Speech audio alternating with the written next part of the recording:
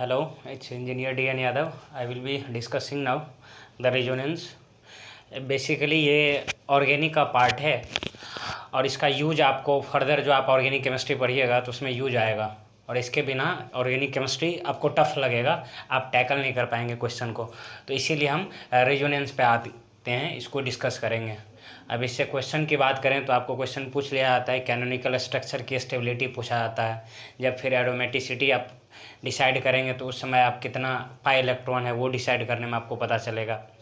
फिर आपको कभी कभी हाइब्रिडाइजेशन निकालने के लिए वो पता करने के लिए भी ज़रूरत पड़ेगा कि वहाँ जो रेजोनेंस में पार्टिसिपेट कर रहा है कि नहीं, लोन पेयर कर रहा है तो क्या होगा, नहीं कर रहा है तो क्या होगा। तो ये सब चीज़ों में आपको ज़रूरत होगी रेजोनेंस की, तो इसीलिए हम आपको आज पढ़ाएंगे रेजोनेंस। ठीक है, तो अपना टॉपिक होगा रेजोनेंस। ठीक, रेजोनेंस होता क्या है? Resonance with in the molecule होने वाला प्रोसेस है। विद इन द मॉलिक्यूल मतलब क्या? जैसे घर में यदि घर के दो आदमी के बीच में कन्फ्लिक्ट हो, बाताबाती हो जाए, तो घर में ही हुआ। अब जैसे एक घर का आदमी और एक मतलब दूसरे गांव का आदमी, तो क्या हो गया, दो अलग अलग। तो इसको कहेंगे हम इंट्रा मोलिकुलर। और within the home, with in the आपके घर में होगा तो उसको कहेंगे इंट्रा, और दूर बाहर का लोग होगा तो क्या बोलेंगे, इंटर। जैसे आप सुने होंगे टूर्नामेंट होता है इंटर एनआईटी, इंटर आईआईटी। इसका क्या मतलब कि अलग अलग आईआईटी के बीच में टूर्नामेंट होगा। इंटर एनआईटी का क्या मतलब, अलग अलग एनआईटी के बीच में टूर्नामेंट होगा। लेकिन यदि इंट्रा एनआईटी बोला जाए तो इसका क्या मतलब होता है, विद इन द कॉलेज, उसी कॉलेज में। तो ये प्रोसेस क्या है, इंट्रा मोलिकुलर प्रोसेस है, जिसमें क्या होता है, डी लोकलाइज होता है पाई इलेक्ट्रॉन। अब डी लोकलाइज मतलब क्या, जैसे हम यहाँ खड़े हैं तो हम लोकलाइज्ड हैं, कहीं नहीं मूव कर रहे हैं, एकदम पूरा एकदम सावधान की मुद्रा में हम यदि खड़े हैं तो हम कहेंगे लोकलाइज्ड हैं। यही यदि हम इधर से इधर जाएं और इधर से इधर जाएं तो कहेंगे ये क्या हो गया, डी लोकलाइज हो गया। जैसे ट्रेन ऐसा तो नहीं है खाली प्लेटफॉर्म पे रुकी रहती है, एक जगह से दूसरे जगह जाती है, तो हम क्या बोलेंगे, ये डी लोकलाइज है। अब पाई इलेक्ट्रॉन, यहाँ आप केमिस्ट्री पढ़ रहे हैं तो चूंकि यहाँ तो ट्रेन की बात नहीं होगी, यहाँ हम पाई इलेक्ट्रॉन की बात कर रहे हैं। तो पाई इलेक्ट्रॉन एक जगह से दूसरे जगह यदि मूव करे, पाई इलेक्ट्रॉन एक जगह से दूसरे जगह मूव करे तो इसको कहते हैं delocalisation of pi electron. तो चलिए हम इसका डिफिनेशन लिखते हैं, ये रेजोनेंस क्या है। तो रेजोनेंस है, इट इज एन इंट्रामोलिक्यूलर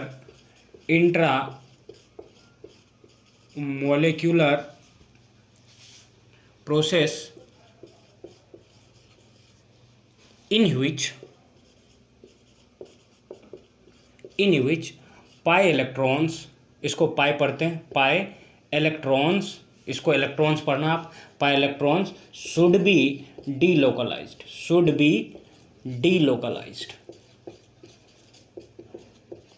अब यहाँ देखिए दो चीज़ें आपको देखने को मिली, दो शब्द, कौन कौन सा, एक डीलोकलाइज्ड और एक इंट्रामोलिकुलर।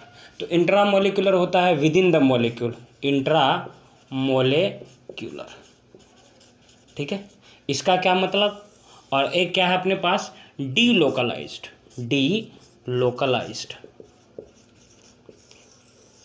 इंट्रामोलिकुलर होता है विद इन मॉलिक्यूल। जैसे आप ऐसे समझिए, इंट्रामोलिकुलर से एक और वर्ड आता है इंटरमोलिकुलर।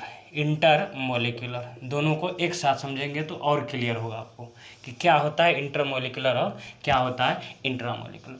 इंटरमोलिकुलर मतलब होता है फॉर डिफरेंट मोलिक्यूल, अलग अलग मोलिक्यूल के बीच। ठीक है, वहीं इंट्रामोलिकुलर क्या होता है, विद इन द मॉलिक्यूल।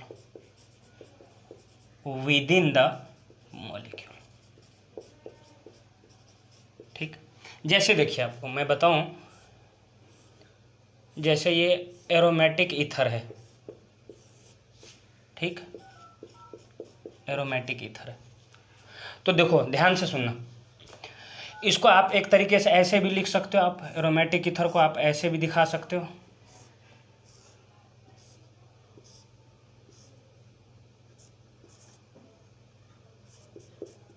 ठीक, अब देखो ध्यान से, यहाँ लोन पेयर रहता है और यहाँ डबल बॉन्ड है। तो आगे हम आपको बताएंगे कि ये लोन पेयर और डबल बॉन्ड क्या है, कंजुगेशन में है।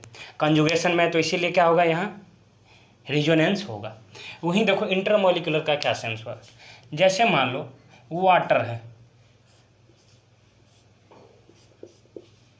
और एक चीज और कोई चीज कंपाउंड आ गया, जैसे यही लो उठा के, हम मुंह उठा के रख दो इसको कहते हैं एरोमेटिक ईथर। तो यदि ये क्या है, एक अलग है और ये क्या है, एक अलग है, दो अलग अलग चीज़ों के बीच यदि कोई प्रोसेस हो रहा है तो उसको कहेंगे आप इंटर मॉलिक्यूलर, और विद इन द मॉलिक्यूल है तो क्या कहेंगे आप इंट्रा मॉलिक्यूलर। तो इंट्रा मॉलिक्यूलर मतलब क्या होगा, within the molecule if something happen the entire process will comes under the category of intramolecular, while the process is being occurred within the different molecule for different molecule, then you will term it as a intermolecular. जैसे समझे तो inter caste मतलब क्या, अलग अलग cast के बीच में, और सेम कास्ट में होगा तो आप बोल सकते हो केमिस्ट्री के टर्म में इंट्रा कास्ट। ठीक है, चलो अब डीलोकलाइज्ड का क्या मतलब, डीलोकलाइज्ड मतलब होता है कि जिसका पोजीशन फिक्स नहीं हो, मूव करे।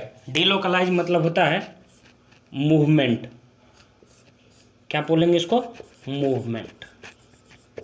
ठीक, अब मूवमेंट का यहाँ मीनिंग क्या हुआ, यहाँ मूवमेंट का मीनिंग क्या हुआ, तो ध्यान से देखिएगा। जैसे मान लो 1 सेकंड के लिए, ठीक,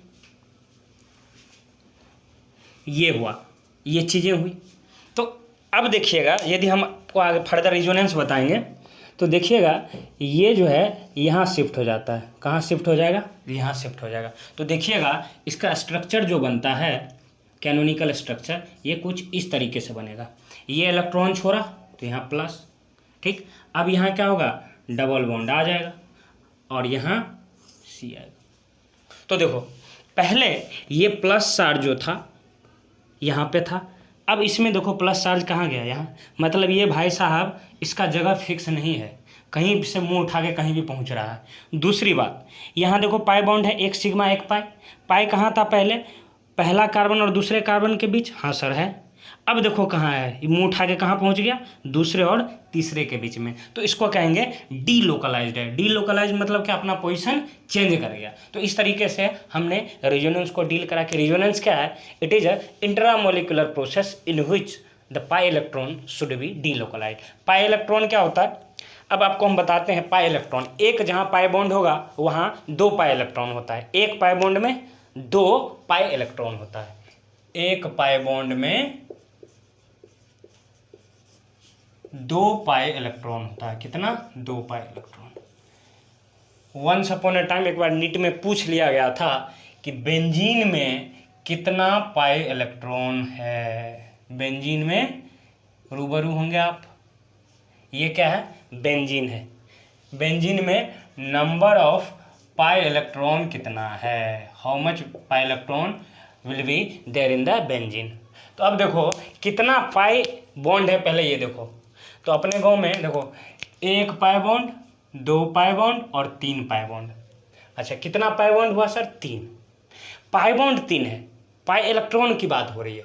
तो 1 पाई बॉन्ड में 2 पाई इलेक्ट्रॉन, तो 3 पाई बॉन्ड में कितना पाई इलेक्ट्रॉन, 6। कितना होगा, तो 6 पाई इलेक्ट्रॉन। समझ में आई बात। जहाँ भी पाई बॉन्ड होगा वह 1 पाई बॉन्ड 2 पाई इलेक्ट्रॉन को कैरी करता है। तो इस तरीके से आपने क्या देखा, रेजोनेंस की क्या है, ये इंट्रामोलिकुलर प्रोसेस है, मतलब घर की बात घर में ही रहेगी।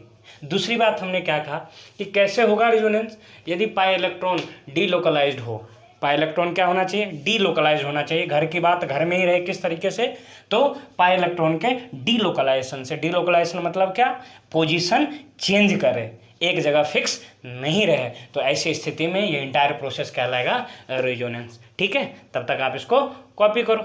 ठीक है, मैं मिटाता हूँ, आप स्क्रीनशॉट ले लेना। अब हम देखेंगे कि रेजोनेंस किन किन कंडीशन में होगा। क्या हमेशा रेजोनेंस हो जाएगा, बिल्कुल नहीं, हमेशा रेजोनेंस नहीं होगा। इसके लिए भी खास कंडीशन, जैसे ऐसे तो नहीं होता कि घर में मुंह उठा के झगड़ा हो जाता है, भाई कोई ना कोई बात होती है। अब कोई ना कोई बात हो, कैसी बातों पर झगड़ा होगा, तो ये डिपेंड करता है कि दोनों में हो जाए, आपके विचारों का आदान प्रदान जो है सही से नहीं हो तो क्या हो जाता है, कन्फ्लिक्ट हो जाता है।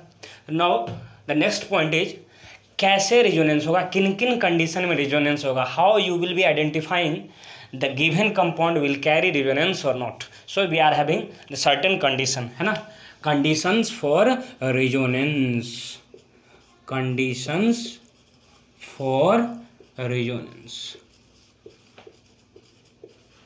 कब कब रेजोनेंस होगा. ठीक है, पहला पाई पाई कंजुगेशन, पाई पाई कंजुगेशन, क्या लिखा हुआ है, पाई पाई कंजुगेशन. अब देखो कंजुगेशन का मतलब होता है, ये तो केमिस्ट्री में कहते हैं कंजुगेशन, जनरल टर्म में इसको कहते हैं अल्टरनेट. जैसे अल्टरनेट में ऐसे समझो कि जैसे मान लो तुम्हारी क्लास मंडे को लगी, फिर मंडे के बाद ट्यूसडे को नहीं लग के वेडनेसडे को लगी, फिर वेडनेसडे के बाद थर्सडे को नहीं लग के कब लगी, फ्राइडे को. या ऐसे समझो कि ट्यूसडे को पहली क्लास हुई, कब, ट्यूसडे को, फिर वेडनेसडे को नहीं होके थर्सडे को क्लास लगी, फिर फ्राइडे को नहीं लग के सैटरडे को क्लास लगी. तो क्या बोलोगे, ये चीज़ अल्टरनेट है, एक दिन छोड़ के एक दिन, एक दिन छोड़ के एक दिन. तो ये क्या है, अल्टरनेट है. ये भी क्या है, अल्टरनेट. मतलब केमिस्ट्री में इसको समझेंगे तो कंजुगेशन कहेंगे. इसी अल्टरनेट को क्या कहेंगे, कंजुगेशन. जैसे देखो हमें ऐसे करना है कि टॉफ़ी हम बांट रहे हैं, अपने पास मान लो 5 बच्चे खड़े हैं लाइन में और टॉफ़ी बांटना है हमको कंजुगेशन के टर्म में, मतलब अल्टरनेट करके. तो पहले बच्चे को टॉफ़ी देंगे, दूसरे को नहीं देंगे, फिर किसको देंगे, तीसरे को देंगे, फिर किसको देंगे, चौथे को नहीं देके किसको देंगे, पाँचवें को. तो हम बोलेंगे 1 3 5, ये क्या है, कंजुगेशन में. ठीक है, कोई दिक्कत, कोई तकलीफ नहीं, समझे. तो यदि पाई पाई कंजुगेशन होगा तो हम क्या बोलेंगे कि इस कंडीशन में क्या होगा, रेजोनेंस होगा. देखो जैसे एग्जाम्पल से सर हम कैसे समझेंगे कि रेजोनेंस होगा या नहीं होगा. तो देखो हम एक एग्जाम्पल लेते हैं. जैसे देखो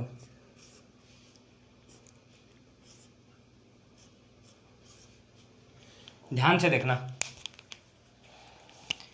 यहाँ पाई बॉन्ड, यहाँ क्या है, पाई बॉन्ड. अब फिर देखो एक छोड़ के एक, ऐसा नहीं कि यही है पाई बॉन्ड, ये पाई बॉन्ड, यहाँ फिर सिग्मा, फिर आगे देखो यहाँ पाई बॉन्ड. तो क्या बोलेंगे हम कि ये और ये क्या है, कंजुगेशन में है. तो यहाँ आप बोल सकते हो कि ये कैसा कंजुगेशन है, तो सर ये जो है पाई पाई कंजुगेशन है. इसको क्या नाम देंगे आप, पाई पाई कंजुगेशन. ठीक, कोई दिक्कत नहीं. फिर दूसरा कंडीशन है पाई और positive charge conjugation, to charge conjugation.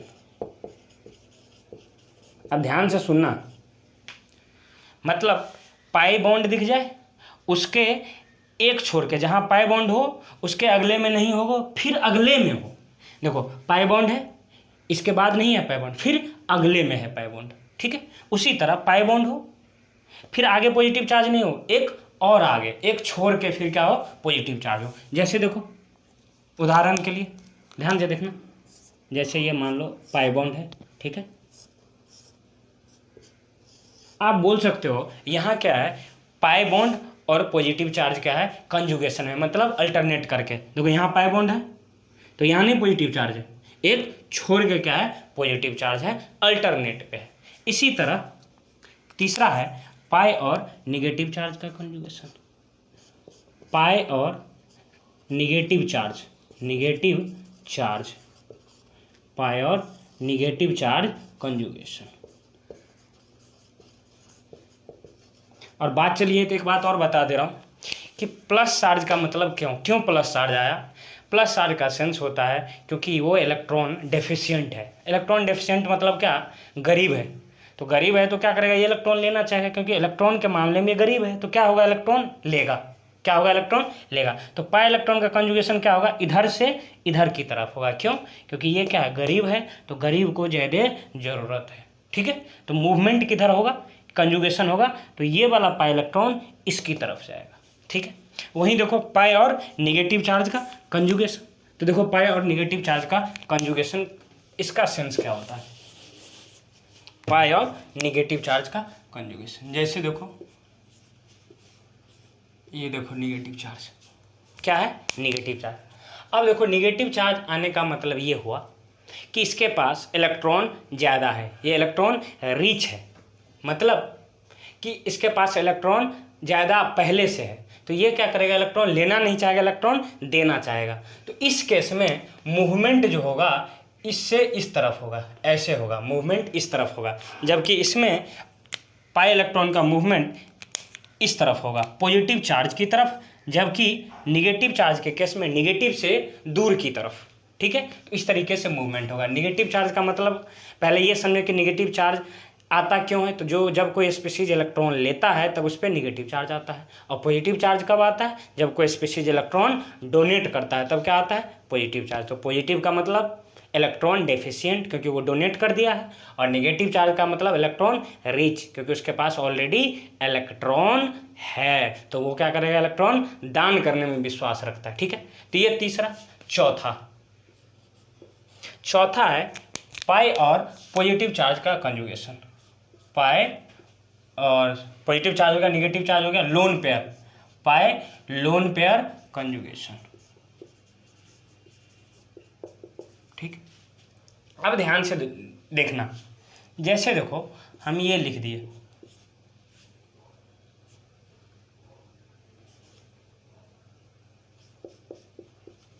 ठीक।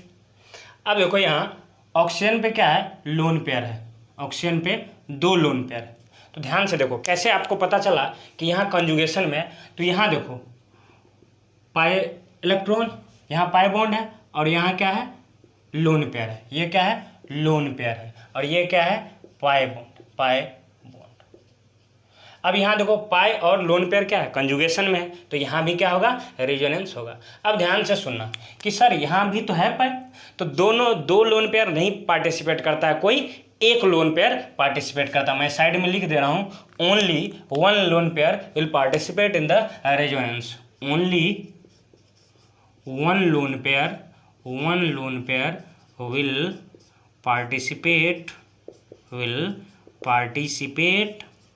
in resonance even though it is having more than 1 lone pair। ठीक, कोई दिक्कत नहीं। तो अब इसमें किधर मूवमेंट होगा सर, तो देखो ये लोन पेयर है, तो लोन पेयर क्या करता है, डोनेट करता है, तो लोन पेयर से क्या होगा, इस तरफ, लोन पेयर से दूर की तरफ, तो मूवमेंट कहीं ना कहीं इस तरफ होगा, मूवमेंट किधर से किधर होगा, लोन पेयर से दूसरे तरफ होगा।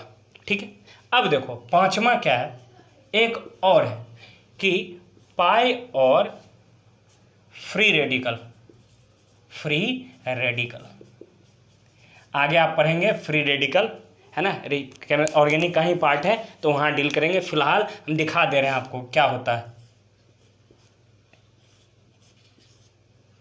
यहाँ ध्यान से देखिएगा, यहाँ क्या है, पाई बॉन्ड है, और यहाँ क्या है, इसको कहते हैं, इसको फ्री रेडिकल, इसको क्या नाम देते हैं, फ्री रेडिकल, क्या बोलते हैं, फ्री रेडिकल। ठीक, अब फ्री रेडिकल है तो देखो कंजुगेशन में है क्या, फ्री रेडिकल पाई बॉन्ड से तो है, देखो यहाँ फिर अल्टरनेट करके देखो, इसके जस्ट बाद नहीं ना है, नहीं है, फिर अगले पे, तो क्या हो गया, अल्टरनेट पे हुआ, और अल्टरनेट पे जब भी रहेगा पाई किसके साथ, फ्री रेडिकल के साथ, तो क्या होगा, रेजोनेंस होगा। तो आप बोलोगे यहाँ भी सर रेजोनेंस होगा, means to have a resonance there must be a criteria among these 5। If any compound is fulfilling the criteria among any of the 5, then you will say the resonance is being happened. The criteria are pi conjugation, pi positive charge conjugation, pi negative charge conjugation, pi lone pair conjugation, and pi free radical conjugation. Let me recall all those concepts which I have been teaching. The first one was the resonance. What is resonance? The resonance is intramolecular process in which pi electrons should be delocalized. What does it mean, intramolecular? Intramolecular stands for if something is happening within the molecule, you will say it's intramolecular, while delocalization is if the position of the pi electron is being changed, is changing continuously, you will say it's a delocalized. Further we have seen the 5 condition for happening a resonance. ठीक है, यहाँ तक आप देख लेंगे। आगे हम discuss करेंगे क्वेश्चन लेके कि कैसे रेजोनेंस होगा। ठीक है, तो ये 5 चीज़ें आपको प्राइमरी कंडीशन है कि रेजोनेंस होगा। ठीक है, यदि ये चीज़ें इन 5 में से कोई एक दिख जाए तो रेजोनेंस होगा। अब रेजोनेंस होगा तो रेजोनेंस बना करवा के हम कैनोनिकल स्ट्रक्चर बनाना आपको सिखाएंगे अगले क्लास में। ठीक है, ओके देन, स्टे ट्यून्ड।